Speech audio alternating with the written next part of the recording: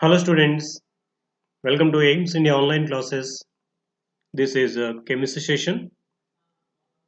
Here we are discussing about the chapter metallurgy. Metallurgy means the process by which metals are extracted from their ores. This metallurgical process includes different kinds of techniques used there. So we have discussed about this all. In this session, we are going to go through one practice sheet related to the chapter, that is practice sheet 2, which includes different kinds of questions like multi correct answered, matrix matching, statement type, analytical approach, and so on. Okay, let us start the practice sheet. First, let us go through the multi correct answer type questions. See the first among those. Which of the following metals show high reactivity? So all the metals are categorized into three types: highly reactive metals, moderate reactive metals, and the least reactive metals. So which of these is one of the highly reactive metals? Observe once the given metals: platinum, sodium, potassium, and calcium. If you observe the first one, platinum, it is one of the least reactive metals, third series, isn't it? It is often available in the free state also in the nature, as it is the least reactive metal. Except this, if you observe the remaining three metals, sodium, potassium, and calcium, these three are highly reactive metals. They never found in the nature in the free form because of their high reactivity. They are always available in the combined state in the nature. Okay. Next, which of the following are the methods of dressing a ore? What is meant by dressing of ore? It is one of the steps in the extraction of metal from its ore. There are majorly three steps. First one is a concentration or dressing of the ore. In that, the impurities present in the ore will be separated. So that procedure is called dressing. In this dressing process, different techniques or separation techniques are used for separation of impurities present in the ore. They are like hand picking, washing, froth flotation. These all will come under dressing procedures or separation techniques used in the dressing of ore. But electrolysis is one of the technique used for extraction of metal from its ore. Generally, highly reactive metals from their compounds are extracted by the process called electrolysis. So it is extraction process, not dressing process. Okay, these three are correct answers. Okay, next one. Corrosion of metals can be prevented by. So generally, when metals are kept outside in the open for a few days, slowly they react with atmospheric oxygen in the presence of moisture, and they form rust. Generally, if you take iron article, if an iron article or tool, if it is kept outside and left for a few days, it slowly reacts with atmospheric oxygen in the presence of moisture and forms iron oxide. That iron oxide formed we are calling as rust, and that procedure is corrosion, isn't it? So to avoid this corrosion, the metal should be kept out without contact with the air and moisture. For that, generally different techniques can be used for controlling this corrosion. One of them is painting and coating that article, metallic object, with a low reactive metal. By these two methods, corrosion of metals can be prevented. Oiling or greasing also can be used often. And alloying. These all methods are used generally for controlling this corrosion of metals. Okay, next one. Now let us go through the matrix matching type questions here. See, two columns are given. In the column 1, certain names of ores are given and their chemical formulae are given in the column 2. Try to match this. See here, galena. Galena is lead sulfide. It is a ore of lead, isn't it? Next one, rock salt.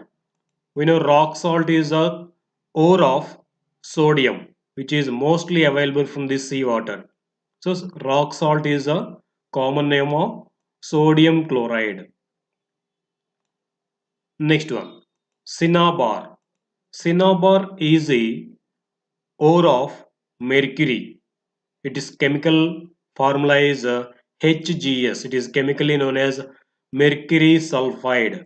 HGS is the chemical formula of cinnabar. Okay. Next one, limestone. Limestone is a ore of calcium. Its chemical formula is CaCO3. It is chemically called calcium carbonate. It is ore of calcium, limestone. Okay. Observe once again the matching. Galena, lead sulfide. Rock salt, sodium chloride. Cinnabar, mercury sulfide. And limestone is a calcium carbonate. Okay. Next, one more match let us here. In the column 1 here, certain property is given and its definition is given in the column 2. Observe once these different properties of metals. Ductility. Ductility is the property of metals by which they can be drawn into thin wires. The property of metals by which they can be drawn into wires is called ductile property or ductility. It is here. Okay. Next one, malleability. Malleability is also one of the properties of metals by which they can be beaten into thin sheets. Where it is here, isn't it?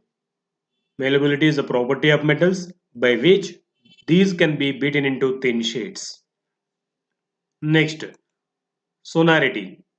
Sonority means the property of metals by which they can make resonating sound when they hit with an object, producing sound. The property is called sonority. Okay.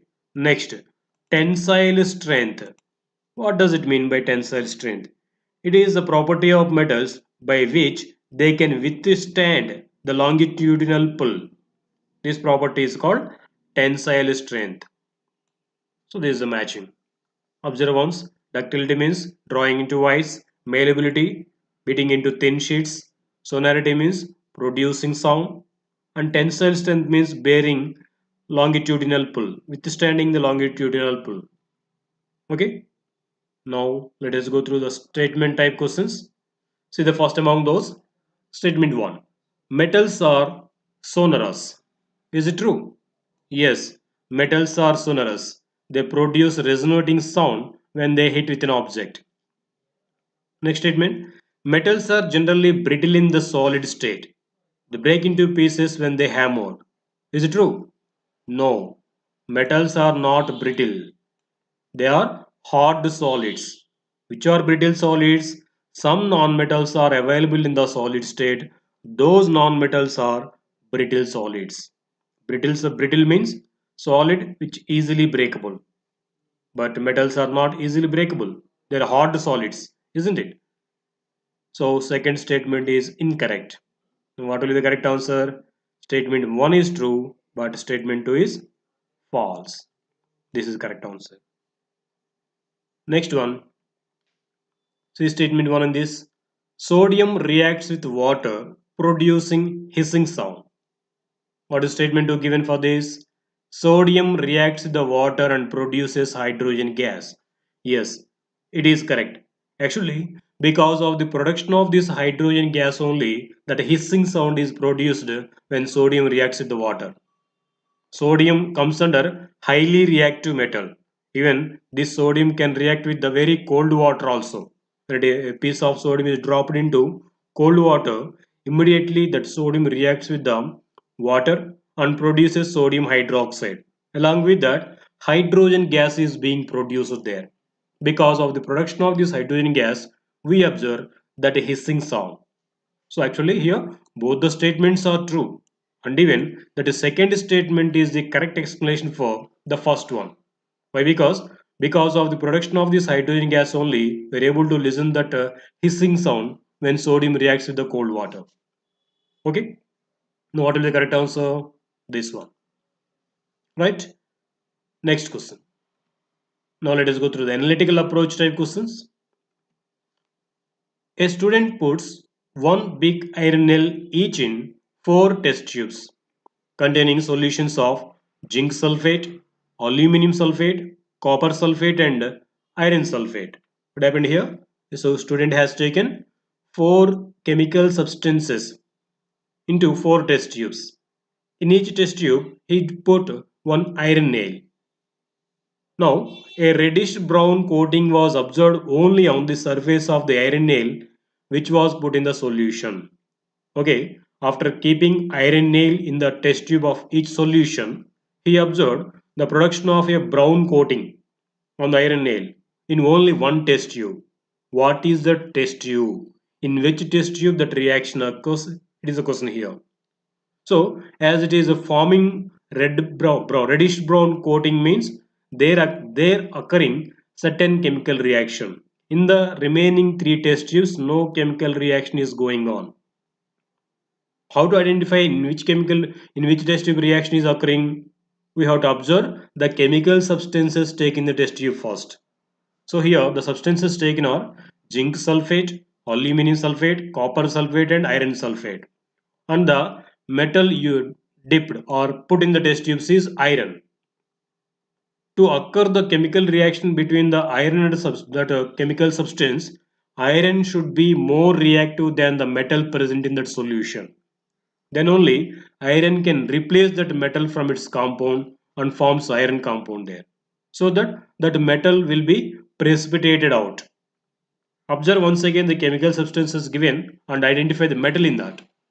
Zinc sulfate contains zinc metal, aluminium sulfate contains aluminium, and here it is copper and iron. Anyhow, iron won't react with iron. We can eliminate this. And if you observe the remaining three metals, zinc, aluminium, and copper, out of these all, zinc and aluminium are more reactive than more reactive than iron, isn't it? So, as these metals are more reactive than iron cannot replace these metals from their compounds.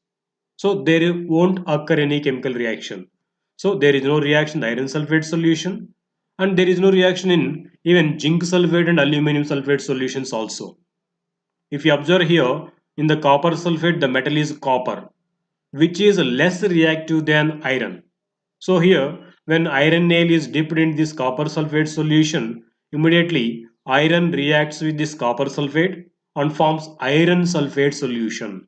So copper is deposited in the form of reddish brown precipitate.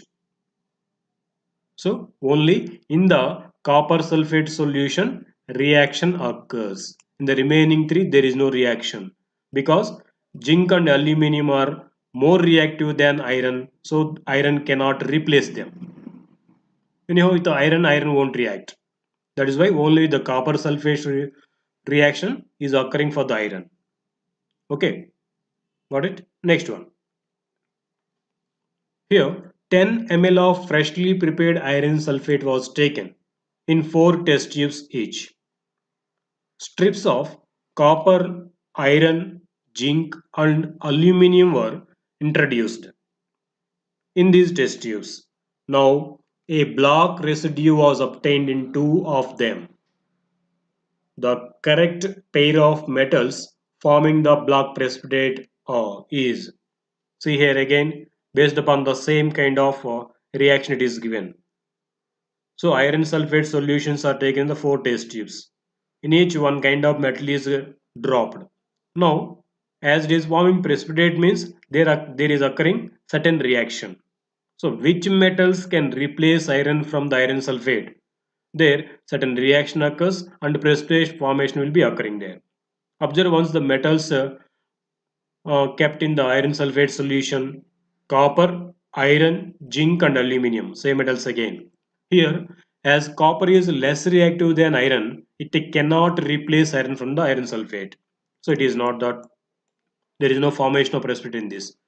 Iron won't react the iron sulfate, there is no precipitate formation in this also. With the remaining two, zinc and aluminium, as these two are more reactive metals than iron. When they are dropped into iron sulfate solution, immediately these metals will react with the iron in the iron sulfate and forms their sulfates respectively. And hence, iron is deposited at the bottom as precipitate. Okay, black residues remain back. So those two metals are zinc and aluminium. These two metals will form precipitate when react with the iron sulfate because these two metals are more reactive than iron. Okay, only more reactive metals can replace the less reactive metal from its compounds. That we say as a displacement reaction, isn't it? Okay, next one. See, certain chemical reactions are given here. By observing these chemical reactions, we have to identify which metal is most reactive among these.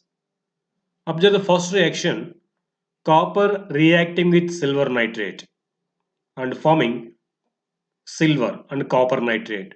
What do we can understand from this reaction? Copper replacing silver from silver nitrate. So we can understand here copper is being more reactive than silver. That is why only copper is able to displace silver from its compound. So we can write here copper is more reactive than silver. Silver is less reactive than copper, you can write. Isn't it? If you observe the next reaction, lead reacting with copper nitrate forming lead nitrate and copper. What happens here? Lead replacing copper from its compound. What do we can see from this? Lead is more reactive than copper. That's why it is able to replace copper from its compound. Isn't it? So we can say lead is more reactive than copper. You can write like this. What is the last reaction given? See, zinc reacting with lead nitrate, forming lead, zinc nitrate and lead. What do we can say from this reaction? Zinc replacing lead from its compound. So we can say zinc is more reactive than lead. Okay. So hence the most reactive metal among these four is zinc. Isn't it? Zinc is the correct answer. Next, which of the following oxides is amphoteric in nature? What does it mean by amphoteric? Generally, metal oxides are basic in nature, but there are certain metal oxides like zinc oxide and aluminum oxide which can exhibit both metallic as well as both acidic as well as basic properties based upon the type of reaction occurring. Such kind of metal oxides which can exhibit both acidic and basic properties are called amphoteric oxides. Example for these amphoteric oxides are aluminum oxide, zinc oxide, etc. So here one of those two is given, aluminum oxide. It is the metal oxide which can exhibit both acidic and basic properties. So it is called amphoteric oxide. So based upon the other chemical substance combining with this, it can change its property. If aluminum oxide reacts with a more reactive base, this will behave as an acid. When this aluminum oxide reacts with a strong acid, this will react as a base in that reaction. That's why this kind of oxides are called amphoteric oxides. Okay, next one. An iron nail was suspended in copper sulfate solution and kept it for a while. Then the solution is. What happens then if copper sulfate solution is reacting with iron? We know iron is being more reactive than copper when iron is dipped in copper sulfate solution. It reacts with that and it replaces copper from its compound and forms finally iron sulfate. Actually, the color of copper sulfate is blue. When it converts into iron sulfate, its color will become green because iron sulfate color is green. So what is happening here? An iron nail was suspended in copper sulfate solution. Then the solution turns to green color and a coating was formed on the iron nail. That coating is because of deposition of copper. We can write the reaction like this. Iron on reaction with copper sulfate. It is right here. Iron on reaction with copper sulfate CuSO4 So copper from this compound will be replaced and formed iron sulfate FeSO4, which is in green color. Solution will be in the green color. So copper will be deposited. So this copper deposition will be formed on the iron nail. Okay, what is the correct answer now? Yes, turned green and a coating was formed on the iron nail. This is because of the formation of ferrous sulfate and copper. Okay, this is the level 2 practice sheet. Thank you for watching our video. Please subscribe our YouTube channel AIMS Today and visit our website aimstoday.in for latest updates on recorded videos.